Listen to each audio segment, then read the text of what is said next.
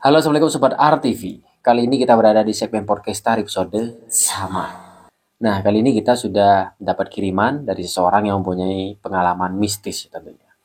Langsung saja kita simak bersama-sama ceritanya.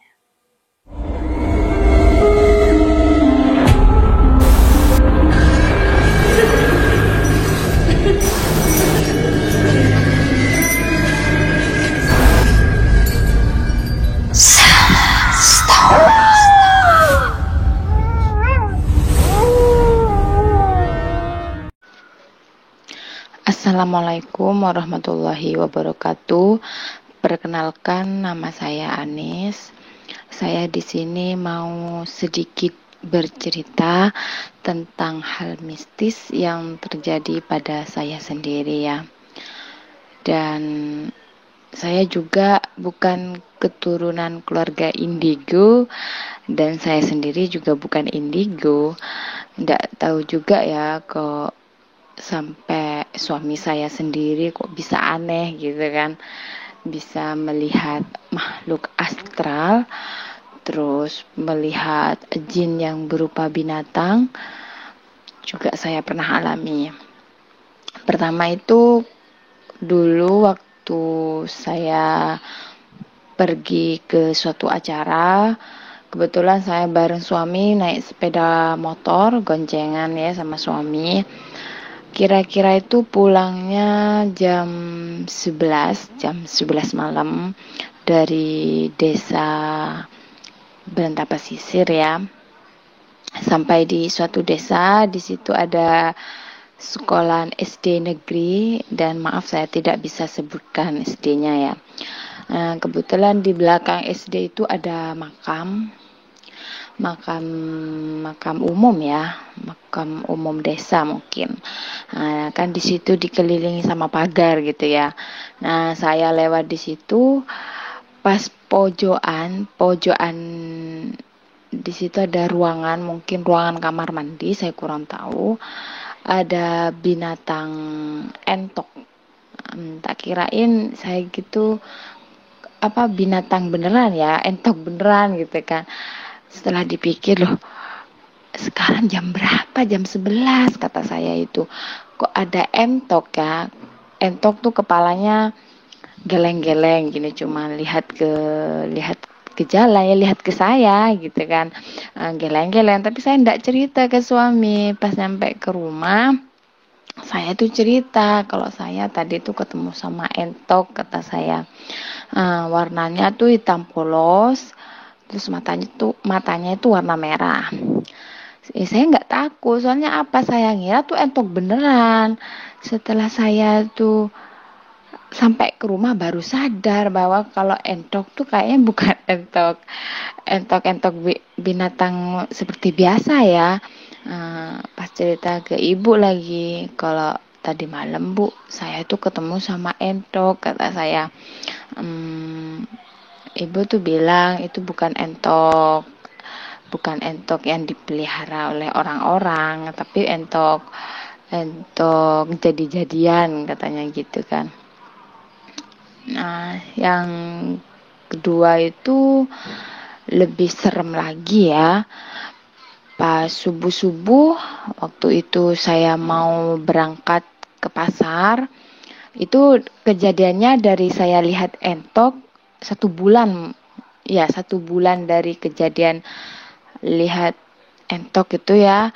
Pas 1 bulannya lagi, pas saya berangkat ke pasar Kolpajung, waktu itu mau jualan keripik pisang ya, ngasok aki ke pasar itu. Saya subuh-subuh jam 5 sudah adzan, waktunya orang ngaji itu kan. Saya berangkat, lihat jam sudah jam 5 kurang seperempat, sudah siang, kata saya.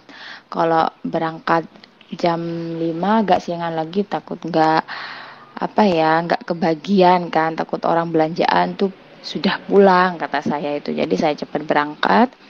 Waktu itu saya sendirian naik sepeda motor, terus di suatu jembatan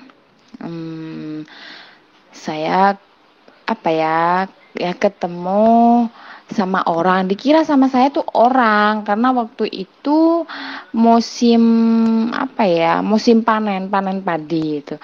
Kalau orang desa itu kalau subuh-subuh, kalau mau ke mana, kalau mau berangkat ke sawah kan apa ya, masih nunggu rombongan temennya di belakang. Nah, tak kirain saya itu orang itu mau berangkat ke sawah nungguin temennya gitu kan.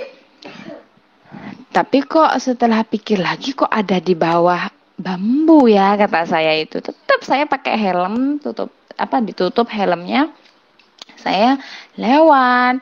Saya ngelirik gitu warna putih, putih apa ya, cuman kelihatan muka gitu, tapi mukanya itu rata, datar, ndak ada hidung, mata, ndak, pokoknya putih-putih. Mungkin ya, apa kelihatan bajunya, nggak ngerti saya.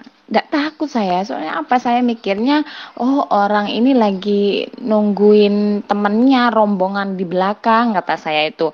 Terus setelah saya lewat, jarak 100 meter, loh sekarang jam berapa, kata saya. Masih malam, tapi orang tuh mau kerja bareng siapa, kata saya tuh penasaran.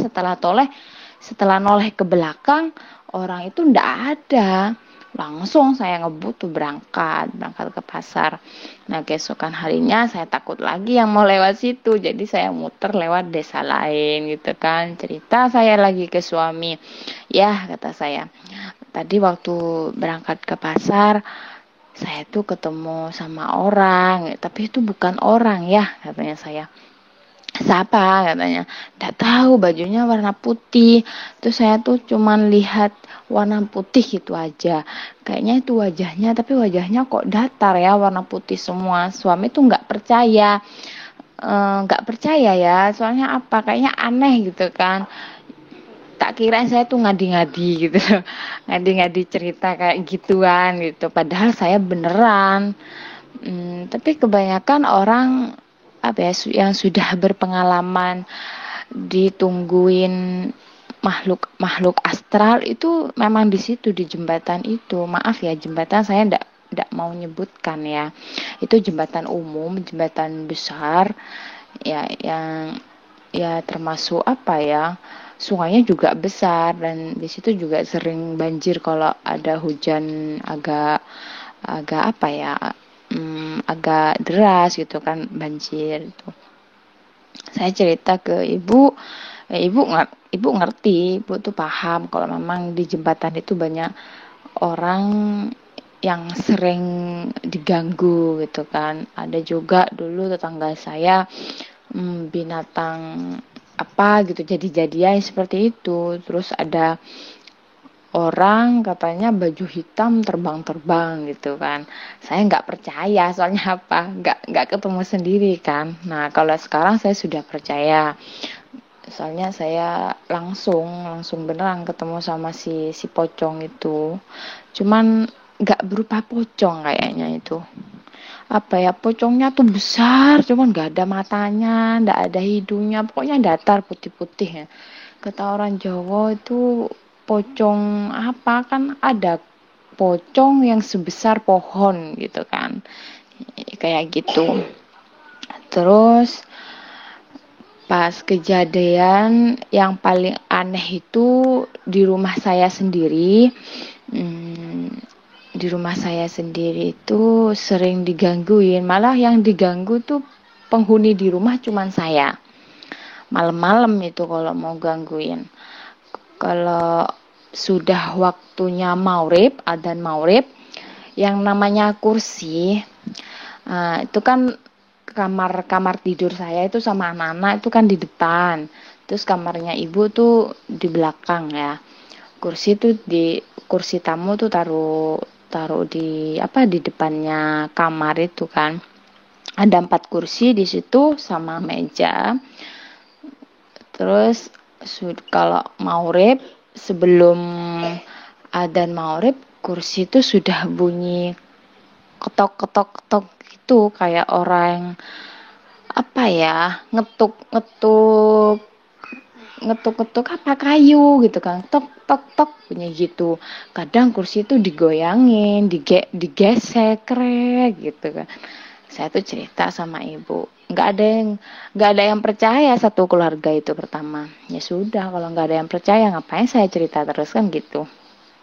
Setelah itu jam 12 malam saya tidur bareng anak, bareng suami saya tidur.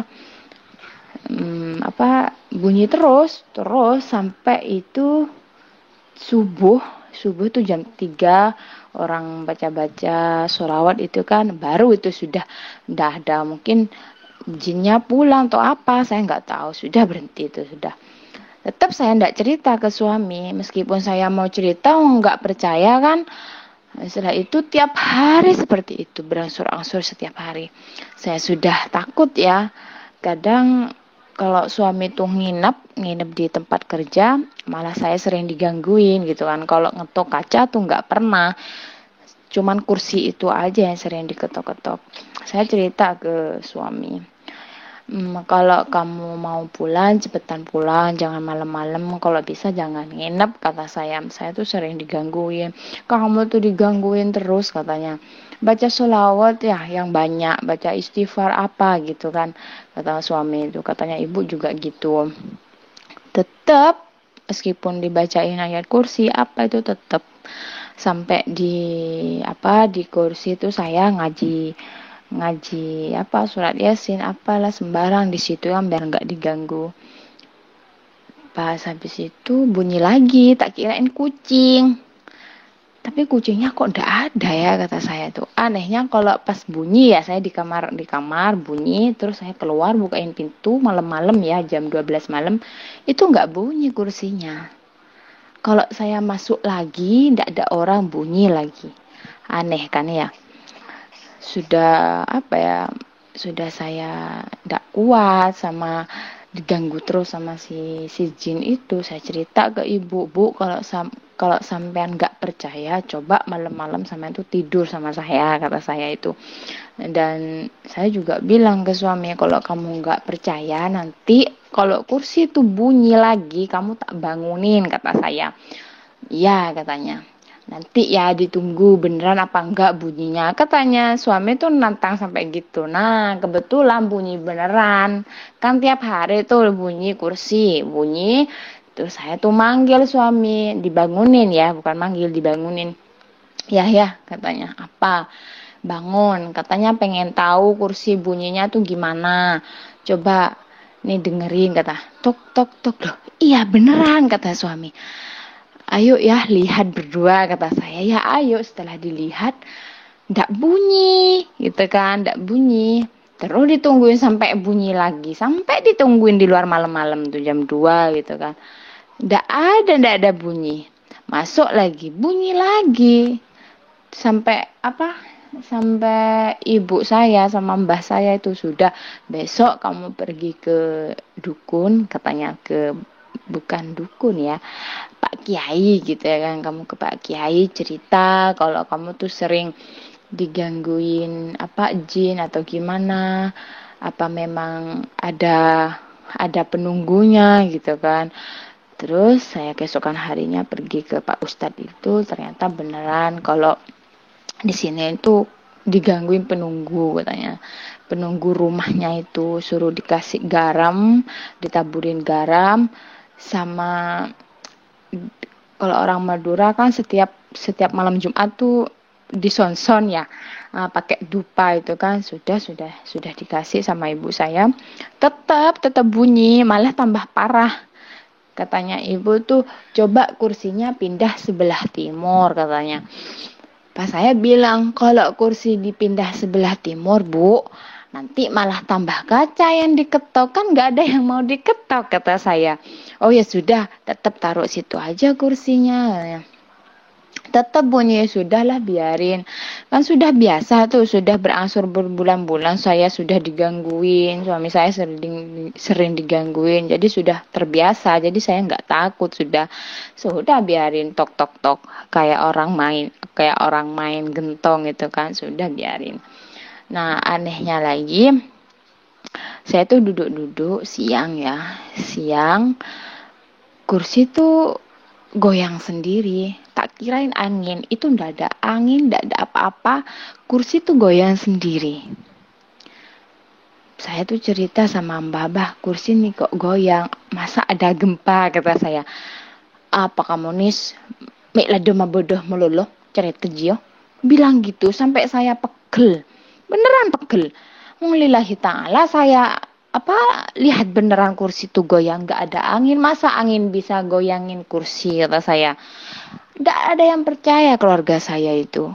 Kalau yang bunyi ketok-ketok tuh percaya, soalnya ibu dengar sendiri. Kursi tuh goyang sendiri, ndak ada yang percaya, malah saya dimarahin. Ya sudahlah, biarin, saya mau cerita ini itu kan nggak ada yang percaya, biarin. Saya tuh mikir gini, kok sekarang saya tuh aneh ya.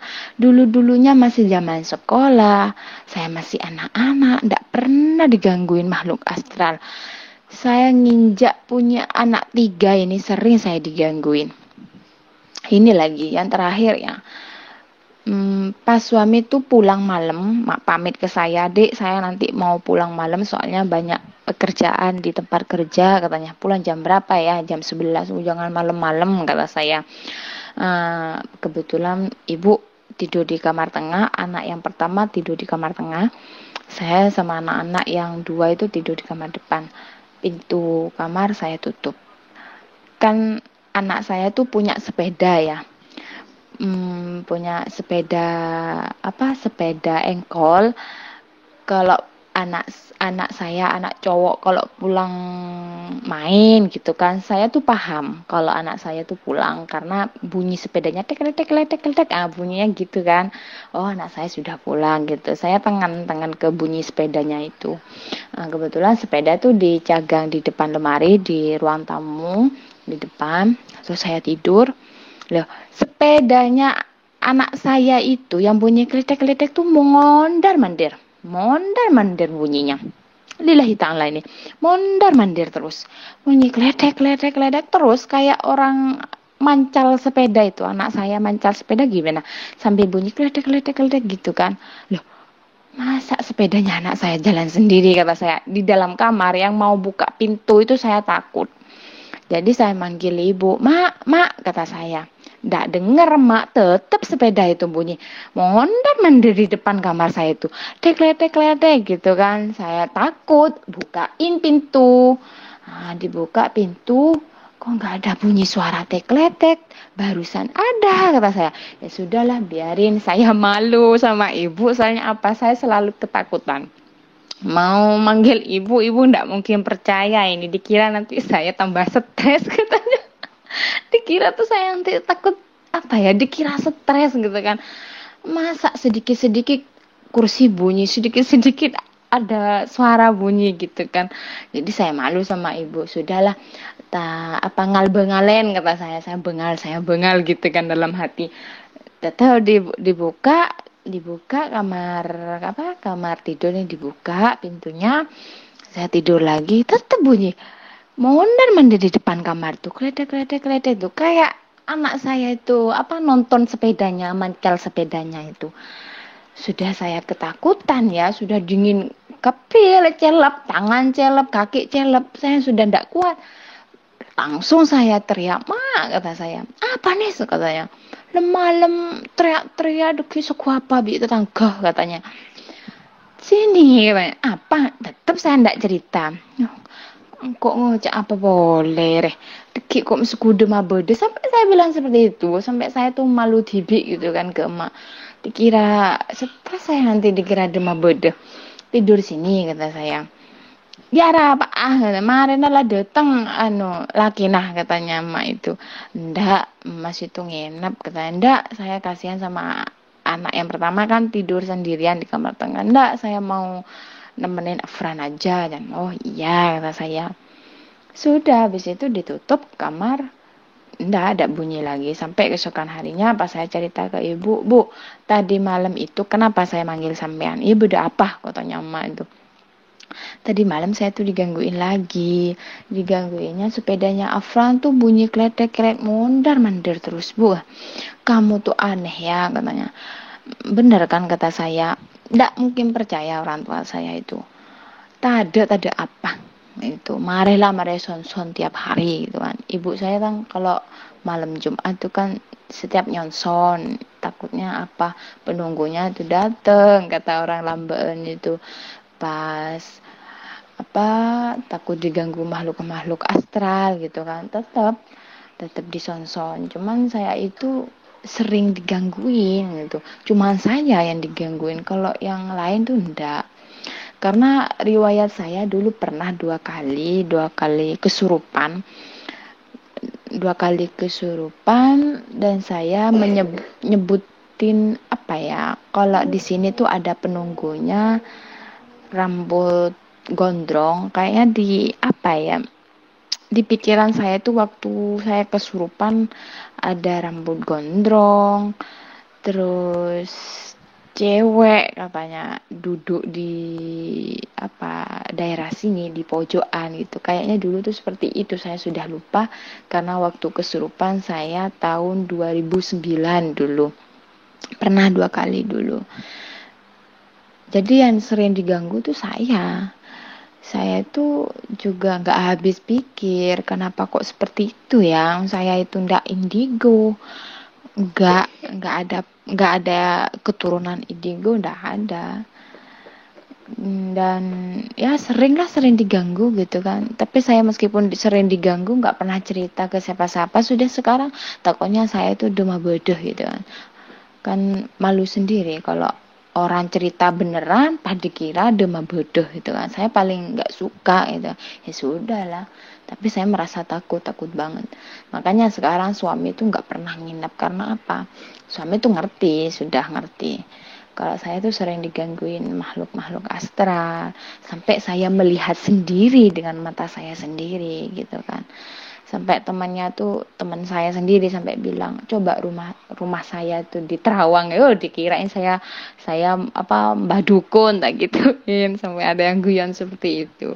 Teman-teman tuh tertawa kalau saya tadi malam lihat ini loh digangguin. Waduh, apa kamu bilang gitu? Ya sudah, biarin, kata saya itu. Ya situ pengalaman saya digangguin makhluk astral, sama ya melihat kejadian itu makhluk astral itu.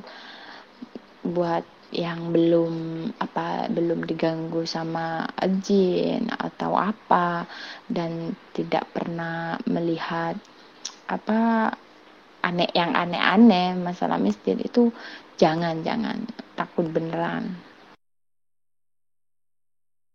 Jadi memang kalau kita bicara makhluk astral ya, itu pastinya ada di mana-mana. Di samping teman-teman semua juga pasti ada yang namanya makhluk astral, kayak gitu. Dimanapun. Nggak bisa dipungkiri itu ya. Betul. Dan tergantung dari kita sendiri, bagaimana cara kita membentengi diri kita sendiri. Tentunya dengan keimanan kita, dan pastinya yang paling penting ya kan, kita harus selalu berdoa sama Allah Tuhan kita, dan jangan mendoakan Tuhan kita kayak gitu. Ya, pastinya tetap melakukan ibadah-ibadah yang sudah dianjurkan sama agama kita. Dan untungnya Kak Anis ini masih kuat gitu ya imannya. Ya. Akhirnya ya mungkin hanya sebatas mengganggu saja sebenarnya. Ya kan? Betul banget. Nggak sampai merasukkan. Kalau ada kan kejadian yang sampai parah tuh ketika diganggu, tahapnya biasanya kerasukan. Biasanya kayak gitu kan tahapnya. Ya, dan untungnya itu kejadian yang pernah kesurupan yang masa lalu ya kan. Betul banget. Dan mungkin bisa saja ya namanya yang makhluk astral kerjaannya emang mengganggu ya kan. Yang penting bagaimana cara kita membentengi diri kita sendiri, sering-sering ruqyah yang syar'i ya. Dan tentunya buat sobat RTV juga yang mungkin punya pengalaman kayak Kak Anis ini, mungkin bisa berbagi pengalaman tentunya, dan mungkin bisa DM ke kita atau mungkin bisa komen di bawah ya kan, bagaimana pengalaman teman-teman RTV semua. Atau mungkin solusinya untuk Kak Anis, rumahnya mungkin bisa sambil diruqyah ya, diambilkan air putih lalu dibacakan surat-surat yang ada di Al-Quran, bisa lalu disemprotkan, biasanya kayak gitu kan. Juga dengan setahu kita juga surat kayak Al-Baqarah itu bagus ya kan, nanti disemprotkan kayak gitu bisa. 3 kul itu biasanya boleh, lalu disemprotkan kayak gitu. Insya Allah hilang biasanya kayak gitu ya kalau ruqyah yang pernah kita lakukan gitu ya, ruqyah rumah ya kan. Kita menggunakan ruqyah yang kayak gitu juga, menggunakan medianya itu air. Oke, Semoga bermanfaat buat kita semua, ambil positifnya dan buang negatifnya. Tentunya buat Sobat TV yang ingin berbagi pengalaman mistisnya juga bisa langsung DM ke kami di Instagram kami juga bisa. Dan buat Kak Anis, terima kasih sudah berbagi pengalaman mistisnya. Dan semoga Kak Anis keluarga selalu dalam lindungan Allah Subhanahu wa taala. Amin amin ya robbal alamin. Oke, dan thank you buat Sobat TV yang nonton, dan see you in the next video. Bye bye. Assalamualaikum warahmatullahi wabarakatuh.